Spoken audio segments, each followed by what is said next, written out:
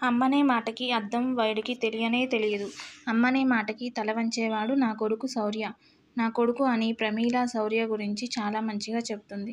మీకు ఈ విషయం తెలిస్తే మీరు ఎక్కడ వీడి ప్రాణాలు తీసేస్తారో అని వాడు చేసిన తప్పులన్నీ నేను కప్పిపుచ్చుతా వచ్చాను. కానీ ఈరోజు వాడు నా పసుపు కుంకాలనే చెరిపేయాలనుకున్నాడు. వాళ్ళ నాన్ననే తలపై కొట్టేసి వచ్చి పీటల మీద కూర్చున్నాడు అని ప్రమీల చెప్తుంది. కన్న తల్లిని కూడా చూడకుండా నాపై చేయి చేసుకున్నాడు అన్నయ్య. ఇలాంటివాడు మీ ఇంటికి అల్లుడుగా రాకూడదు. బంగారం లాంటి నా కోడలి జీవితం నాశనం కాకూడదు అన్నయ్య, నాశనం కాకూడదు. ఇలాంటి దుర్మార్గుడికి అసలు పెళ్ళే కాకూడదు అన్నయ్య. నా భర్త అక్కడ గాయాలతో పడి ఉన్నాడు అన్నయ్య అని ప్రమీల చెప్తుంది. మా తప్పులన్నిటినీ క్షమించి నాకు 5వ తనాన్ని ప్రసాదించండి అన్నయ్య అని, ఆయన్ని కాపాడండి అన్నయ్య అని దండం పెడుతూ రఘురాంని వేడుకుంటూ ఉంటుంది. అప్పుడు ప్రశాంత్, అమ్మా, వాడు నిన్ను కూడా మార్చేశాడా? నేను ప్రాణానికి ప్రాణంగా ప్రేమించిన రామలక్ష్మిని సొంతం చేసుకోకుండా మీ ఇద్దరిని ఆ శౌర్యగాడు ఇంతలా మార్చేశాడేంటమ్మా? వాడి వైపే మీరు మాట్లాడుతున్నారేంటి మామయ్య? వాడు మా నాన్నని కాకుండా మా అమ్మని కూడా మార్చేశాడు. మీరు మా అమ్మ మాటలని నమ్మొద్దు. కన్నబిడ్డని కూడా చూడకుండా, ఆలోచించకుండా నీలాంటి తల్లిని అస్సలు క్షమించకూడదు. నీలాంటి దాన్ని మెడపట్టి గెంటేయాలి అని ప్రశాంత్ పరిగెత్తుకుంటూ ప్రమీల దగ్గరికి వచ్చి మెడపట్టి తోసిపడేస్తాడు. ప్రమీల కింద పడిపోతుండగా రఘురాం పట్టుకుంటాడు. దాంతో అందరూ షాకింగ్గా చూస్తూ ఉంటారు. రఘురాంకి చాలా కోపం వస్తూ ఉంటుంది. ప్రమీలాని చక్కగా నిలబెట్టి ప్రశాంత్ దగ్గరికి వస్తూ ఉంటాడు. మామయ్య, అదంతా అబద్ధం, మీరు నమ్మొద్దు మామయ్య అని ప్రశాంత్ ఇంకా నచ్చజెప్పడానికి ప్రయత్నిస్తూ ఉంటాడు. వెంటనే రఘురాం, అమ్మ మీద చెయ్యి వేస్తావా? కన్న తల్లి మీద చెయ్యి చేసుకుంటావా అని వెంటనే రఘురాం ప్రశాంత్ చెంప పగలగొట్టడంతో ప్రశాంత్ కాస్త దూరంగా కింద పడిపోతూ ఉంటాడు.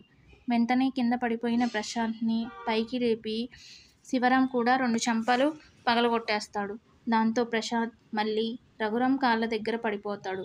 మళ్ళీ రఘురాం ప్రశాంత్ చెంపల్ని పగలగొడుతూ, రేయ్, ఇంకా నమ్మించావురా, నన్ను నమ్మించావు, నా తమ్ముడిని నమ్మించావు, ఎంతమందిని నమ్మించి మోసం చేయాలని అనుకుంటున్నావురా?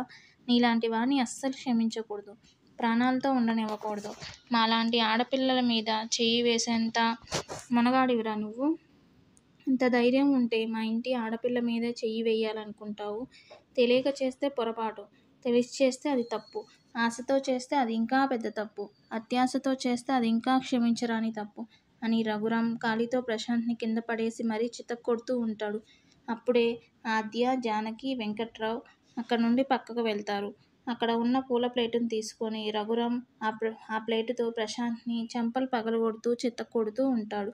కన్న తల్లి మీద చెయ్యి చేసుకున్నావు అన్నప్పుడే నువ్వు అసలు ప్రాణాలతో ఉండకూడదురా.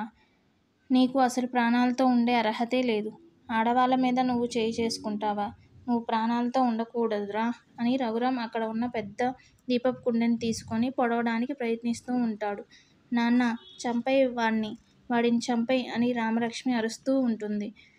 అమ్మతనాన్ని ఇచ్చే ఆడపిల్లే నీ ప్రాణాలు తీసేయమని చెప్తూ ఉంటే నువ్వు ఎలాంటి దుర్మార్గుడివో అర్థం అవుతూ ఉంటుంది.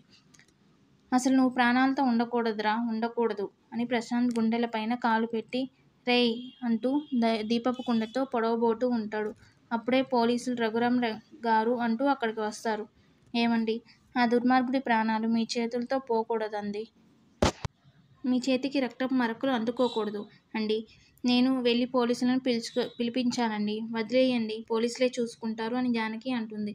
లేదు జానకి, నా కూతురిని నాకే శత్రువుని చేసేశాడు. నా మాట వినలేదని నా కూతుర్ని అపార్థం చేసుకున్నాను. అటువంటి వాడి ప్రాణాలు నా చేతిలోనే పోవాలి. వీడి ప్రాణాలు తీసేస్తాను జానకి అని రఘురాం ఆ దీపపు కుండతో పొడవబోతూ ఉంటే రఘురాం గారు, ఆపండి అని ఈసారి ఇన్స్పెక్టర్ గారు గట్టిగా అరుస్తూ ఉంటారు. రఘురాం గారు, సార్, వాడి సంగతి మేము చూసుకుంటాము, వదిలేయండి అని అనడంతో ఇంకా రఘురాం సైలెంట్ అయిపోతాడు. కానిస్టేబుల్స్, వాడిని తీసుకురండి అని అనడంతో ప్రశాంత్ని 2 కానిస్టేబుల్స్ లాక్కొని వెళ్తూ ఉంటారు. ఈ లోపలే ఆద్య ప్రశాంత్ వాళ్ళ నాన్నకి కట్టుకట్టి అక్కడే తీసుకొస్తారు.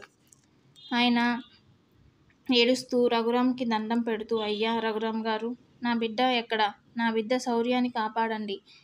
మీ రామలక్ష్మిని జీవితానికి అడ్డుగా ఉండకూడదు అని వాడు అనుకున్నాడు. వాడు ఏ తప్పు చేయలేదండి. దయచేసి వాడు చావు బతుకుల్లో ఉన్నాడు. వాడిని కాపాడండి అని దండం పెడుతూ వేడుకుంటూ ఉంటాడు.